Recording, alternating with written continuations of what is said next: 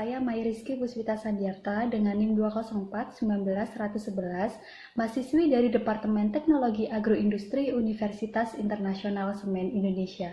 Di sini saya akan memaparkan materi saya mengenai potensi serta perspektif material agroindustri sebagai tugas dari mata kuliah Pengetahuan Bahan Agroindustri.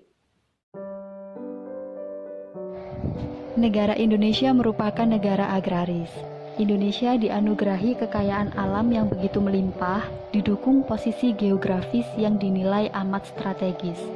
Indonesia terletak pada daerah tropis yang memiliki curah hujan yang cukup tinggi, sehingga banyak sekali jenis tumbuhan yang dapat hidup dan tumbuh dengan cepat. Tak heran jika Indonesia memiliki potensi besar di bidang perkebunan, pertanian, kehutanan, perikanan, dan juga peternakan. Menurut data BPS tanggal 5 November tahun 2020 mengatakan bahwa jumlah penduduk yang bekerja per Agustus 2020 ada sekitar 128,45 juta orang.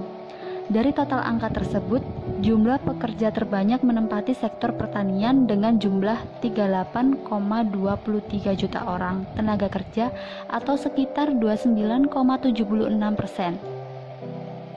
Selanjutnya, terbanyak kedua ditempati oleh sektor perdagangan dan industri pengolahan dengan porsi masing-masing sebesar 19,23% dan 13,61% dari total jumlah penduduk yang bekerja. Dan persentase hasil yang paling sedikit bekerja di sektor pengadaan listrik dan gas dengan persentase hasil sekitar 0,24%. Untuk pengembangan berbagai komoditas pertanian, Indonesia memiliki sumber daya lahan yang sangat luas. Menurut data PBS tanggal 4 Februari tahun 2020, luas lahan baku sawah Indonesia mencapai 7.463,948 hektar. Pulau Jawa mendominasi kepemilikan luas lahan baku sawah terluas di Indonesia. Pada grafik tersebut menunjukkan bahwa Jawa Timur menjadi provinsi dengan luas lahan baku sawah terluas di Indonesia dengan angka mencapai 1,2 juta hektar. Kemudian disusul oleh Provinsi Jawa Tengah dan Jawa Barat dengan masing-masing luas lahan baku sawah sebesar 1049,661 dan 928,218 hektar. Luasnya sumber daya lahan baku yang dimiliki Indonesia tentunya akan menunjang pengembangan berbagai komoditas pertanian. Poin berikutnya, Indonesia juga memiliki daratan yang begitu luas, di mana luas daratan Indonesia mencapai 188,20 hektar dengan 148 juta lahan kering dan 40,20 juta lahan basah dengan jenis iklim serta fisiografi tanah yang beragam. Tidak hanya daratan saja, Indonesia juga memiliki potensi kelautan yang cukup sangat besar. Menurut sumber indonesiabaik.id, data Kementerian Kelautan dan Perikanan Republik Indonesia, negara kita memiliki sekitar 17.500 pulau dengan garis pantai sepanjang 81.000 km dan 5,8 juta kilometer persegi laut atau sebesar 70% dari total luas Indonesia. Dan untuk keanekaragaman komoditas sumber daya perikanan yang tinggi, ada ikan, kepiting, rajungan, cumi, sotong, gurita, rumput laut, dan juga kerang. Di mana komoditas tersebut merupakan komoditas ekspor andalan negara Indonesia. Berikut merupakan contoh potensi unggulan Indonesia, komoditas andalan penyumbang devisa negara, penopang perekonomian nasional antara lain ada kelapa sawit, kakao, dan juga karet. Di mana kegiatan pengolahannya berkembang pesat, terutama kelapa sawit, yang produksi per tahunnya terus-menerus mengalami peningkatan. Salah satu komoditas pertanian yang sangat prospektif untuk dikembangkan ke depan adalah tanaman porang. Tanaman porang atau Amarpopalus onchopilus merupakan tanaman daerah tropis yang termasuk famili bunga bangkai. Tanaman ini memiliki umbi dengan kandungan glukomanan yang cukup tinggi. Untuk morfologinya sendiri, tanaman porang merupakan tumbuhan herba dan menahun. Memiliki batang tegak, lunak, bertekstur halus berwarna hijau atau hitam belang-belang putih. Batang tunggal memecah menjadi 3 batang sekunder dan akan memecah lagi sekaligus menjadi tangkai daun. Pada setiap pertemuan batang akan tumbuh bintil atau katak berwarna coklat kehitam-hitaman sebagai alat perkembangbiakan tanaman porang. Tinggi tanaman dapat mencapai 1,5 meter, sangat tergantung umur dan kesuburan tanah. Di Indonesia sendiri, tanaman porang dikenal dengan banyak nama tergantung pada daerah asalnya. Misalnya disebut acun orai di Sunda, disebut kekijung di Lampung, disebut kajrong di Nganjuk, dan lain-lain. Banyak sekali jenis tanaman yang sangat mirip dengan porang, diantaranya suwek, iles-iles, dan juga walur. Adapun beberapa syarat tumbuh porang, yakni yang pertama ada keadaan iklim, di mana tanaman porang mempunyai sifat khusus, yaitu memiliki toleransi yang sangat tinggi terhadap naungan atau tempat teduh, atau tahan tempat teduh. Tanaman porang membutuhkan cahaya maksimum hanya sekitar 40%. Tanaman porang dapat tumbuh pada ketinggian 0 hingga 700 meter di atas permukaan laut.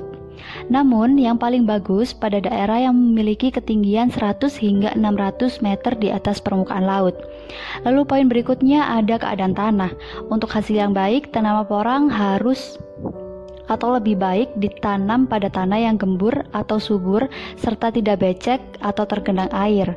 Untuk derajat keasaman tanah yang ideal untuk pertumbuhan porang adalah antara pH 6 hingga 7.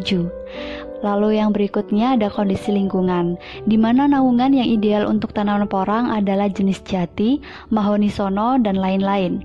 Untuk tingkat kerapatan naungan minimal harus 40% sehingga apabila semakin rapat akan semakin baik. Untuk perkembangbiakan tanaman porang dapat dilakukan dengan cara generatif maupun vegetatif. Adapun aspek kualitatif dari tanaman porang itu sendiri. Yang pertama ada tanaman untuk industri, di mana tepung porang dapat dimanfaatkan untuk berbagai keperluan seperti untuk pangan fungsional, pakan ternak, pengikat air, bahan pengental, penggumpal atau pembentuk gel, dan makanan diet rendah lemak dan kalori, terutama karena sifat kelarutan glukomanannya yang tinggi di dalam air. Porang juga bisa ditambahkan saat pembuatan mie. Penambahan 1% tepung porang dapat meningkatkan kandungan protein, lemak, pati, serat, dan juga pengembangan mie. Tepung porang juga bisa dimanfaatkan untuk penstabil es krim. Untuk poin berikutnya yaitu memiliki kandungan gizi yang tinggi. Tanaman porang seperti halnya dengan tanaman umbi-umbian yang lain, mengandung karbohidrat, lemak, vitamin, protein mineral, kristal kalsium oksalat, alkaloid, dan juga serat pangan.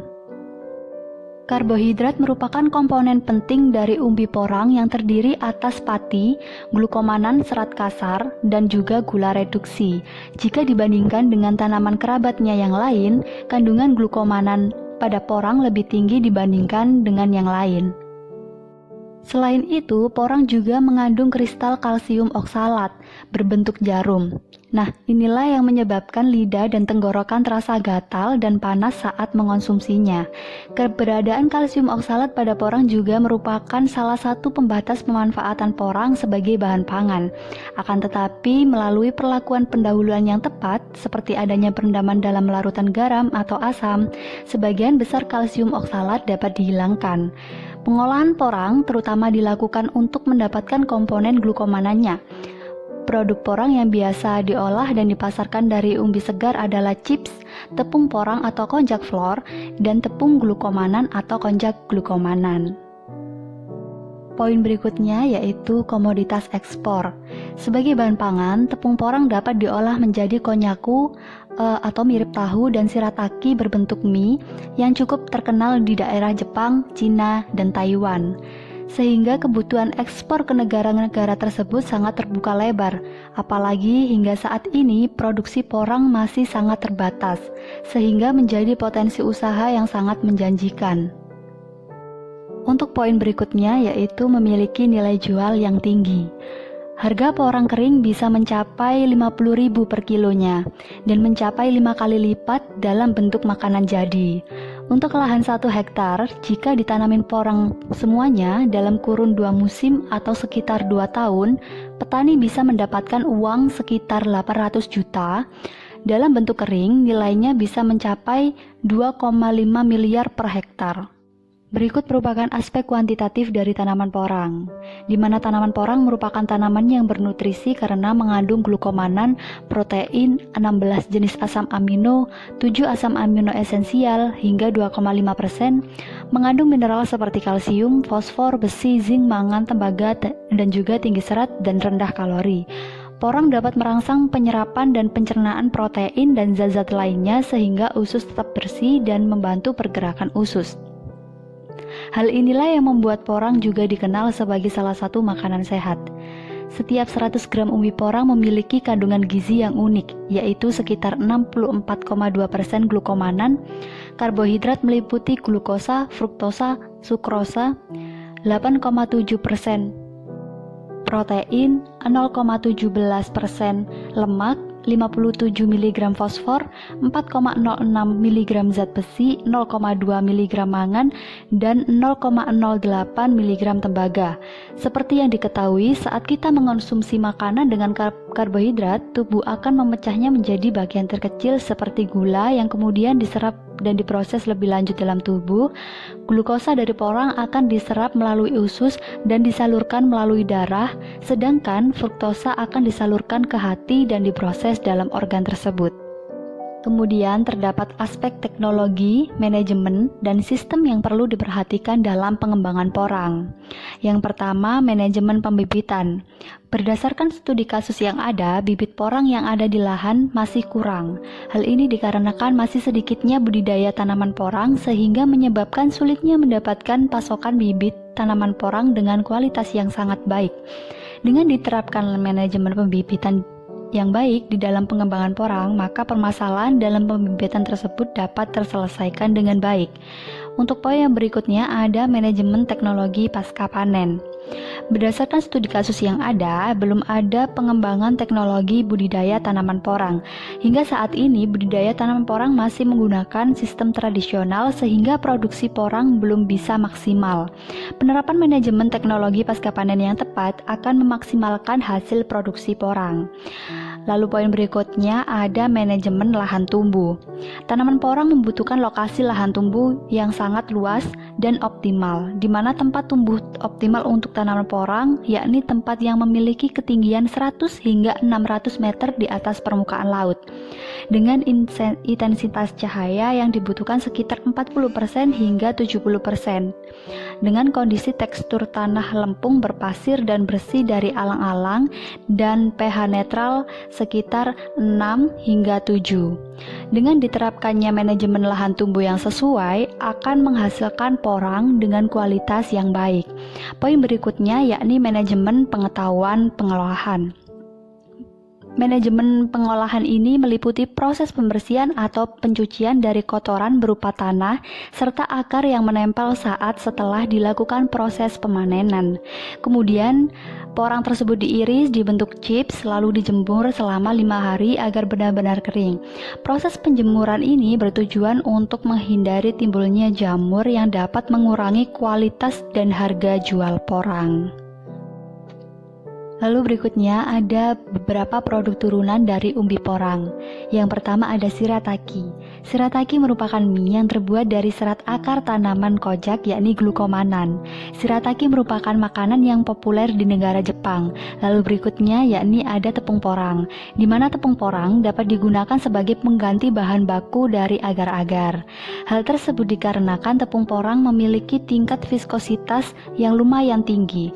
Apabila tepung porang ini diaplikasikan pada pembuatan agar-agar, maka hasilnya agar-agar akan lebih padat daripada agar-agar berbahan dasar dari rumput laut. Lalu yang berikutnya ada konnyaku. Konnyaku merupakan makanan yang sekilas mirip dengan agar-agar, sangat rendah kalori namun tinggi akan serat. Produk makanan ini sangat cocok sekali untuk dikonsumsi sebagai makanan diet. Lalu yang berikutnya ada lem, kapsul obat, dan yang terakhir ada pembersih air. materi yang dapat saya sampaikan. Semoga bermanfaat. Terima kasih.